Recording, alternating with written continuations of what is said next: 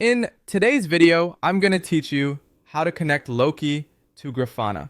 Before we start, make sure you can sign in to your Grafana instance and that a Loki server is running and reachable from Grafana. With that in place, open your browser and go to Grafana. Look at the left-hand navigation panel. From there, click Connections. This area is where Grafana manages integrations with data sources and services. On the Connections page, choose Add New Connection. A catalog opens with a search bar at the top. Type Loki in the search field to quickly filter the options. When you see Loki, select it, then choose the Loki data source tile. On the right-hand side, you'll find the option to add new data source. Click that to create a new Loki connection record. Now you're on the configuration screen. Start with the basic connection details, especially the URL to your Loki endpoint. This is typically the HTTP or HTTPS address where Loki exposes its API. Next, set up authentication based on how your environment is secured. For many setups, you'll use a bearer token or basic authentication. Enter only what your deployment requires. If your Loki is behind TLS, keep HTTPS enabled, and if necessary, configure certificate verification to match your security policy.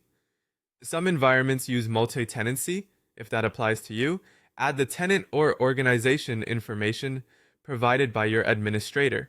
Scroll to additional settings to fine-tune behavior. Here you can adjust things like query timeout, maximum lines returned, or custom headers. These options help you balance performance with reliability, especially for high-volume logs. If you use derived fields to link logs to traces or external systems, enable them here. Next, review the alerting section. Grafana can evaluate Loki queries for alerting, so ensure the alerting compatibility or query type matches how you plan to build alerts. You can keep defaults if you're just getting started and refine them later as your needs evolve. When everything looks good, click Save and Test. Grafana will attempt to reach Loki and validate your settings.